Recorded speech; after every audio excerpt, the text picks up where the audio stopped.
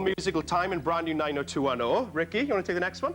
Then, at 12:40, Steve will be chatting to me, Ricky Gervais, about my hilarious new, soon-to-be Oscar-nominated film, The Invention of Lying. Go and see it.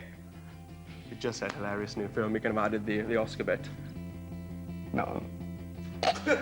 Okay, right, then at 12:45, JLS fly the flag for Justin Timberlake in Rimmel London presents the world's greatest pop star. Hey. And at 1.50, that's a new American series, Betty cannot get her fun... You can't be this bad. You play the cool, sexy one. I'm playing the gimp. Then... But right now... Yeah. It's... Ladies and gentlemen, Ricky Gervais! All day, all day. Hi there, welcome back to T4 Sunday. JLS champion Justin Timberlake in the world's greatest pop star in a few moments. But first, though, let me introduce you to somebody I know you're going to enjoy. He's got enough Emmys, Golden Globes and BAFTAs to sink one of the many and frequent reasonably priced ferries to Calais.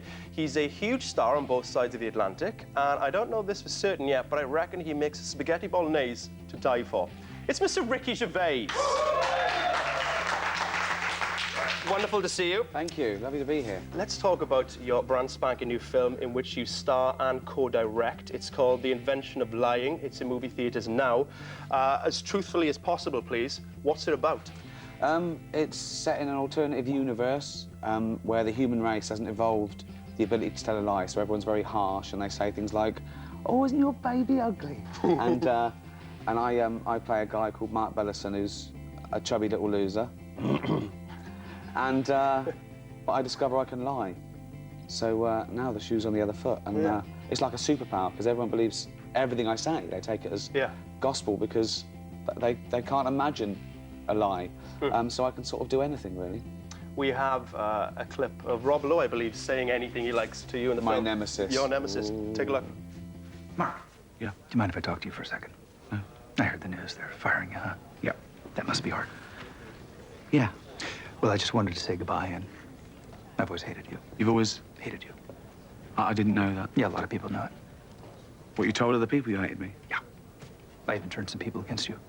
Is that why you came over to talk to me, to tell me you hated me? No, I came to say goodbye to you, and the rest of it just sort of happened on its own. Came out, yeah, sure. But Thank you.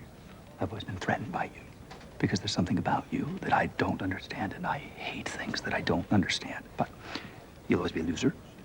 And I'll always be more successful than you in nearly every way, and that's just the way it is.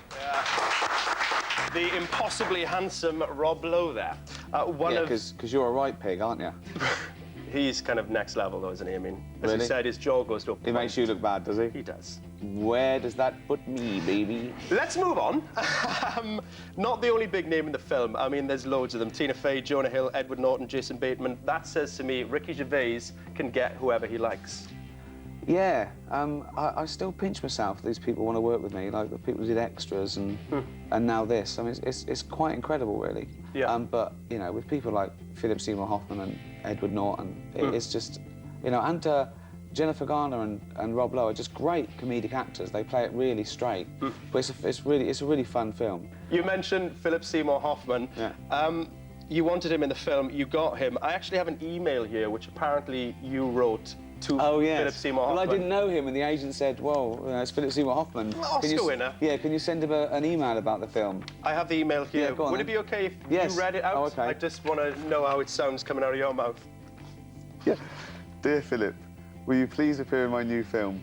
There is very little money involved, as I spent the budget on testicular implants. But please don't think of them as my testicles. Think of them as our testicles. Ricky Gervais. And What was his reply? He laughed and said, I'd love to do the film. Amazing. He hadn't even read the script.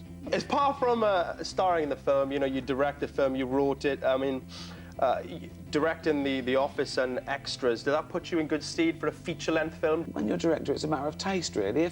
If it was The Matrix or Terminator, I'd struggle. But I know where I am with this. It's still comedy, you know. Funny is funny, whether it's on TV or film, and drama's drama.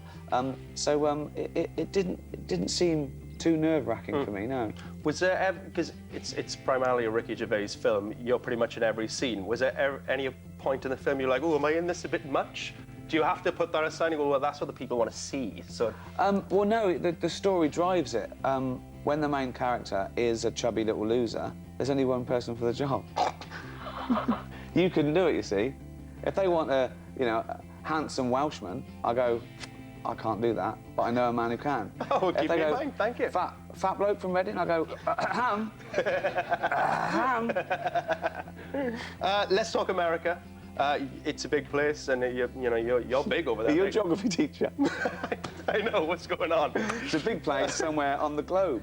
But you're big over there. The Americans love you. Were you surprised at all that they took you to their bosom? I'm surprised that anyone loves me. I know how lucky I am, and to get the cast is, you know, joking aside, I pinch myself. I can't believe they want to work with me. I genuinely can't. It's ludicrous. And having to phone up an Oscar winner and say, I've got testicular implants, that could have gone terribly wrong, couldn't it? I mean, you know, people like Kate Winslet and Robert De Niro, it's still weird. Yeah, it's phenomenal. I mean, success is it's legendary now. But what about mixing in the Hollywood circles? Do you attend the parties? It's like, hey, I don't. Al Pacino, how's things? I don't really do that sort of thing. I mean, I go to the HBO party after the Emmys or the Golden Globes, and I only go to sort of functions I'm involved with, like my own premieres, and so I don't live there either. I mean, I think people think that I live in America. I don't. I still live in England. Next question: is Britain still your home? Britain is still my home. I'm a Brit through and through. I don't think I could be more patriotic. I absolutely love it here. But I love America in different ways, and I love New York. I've got a place in New York, and I think you're allowed to love two countries, really. But this is my country, and I'll always be a Brit. Yeah. Will you stay with Tifo? Will you let this place be your home for the rest of the day? Yeah. Ricky Gervais, everyone. All right, now Rimmel London presents the world's greatest pop star, Justin Timberlake. Take a look at this.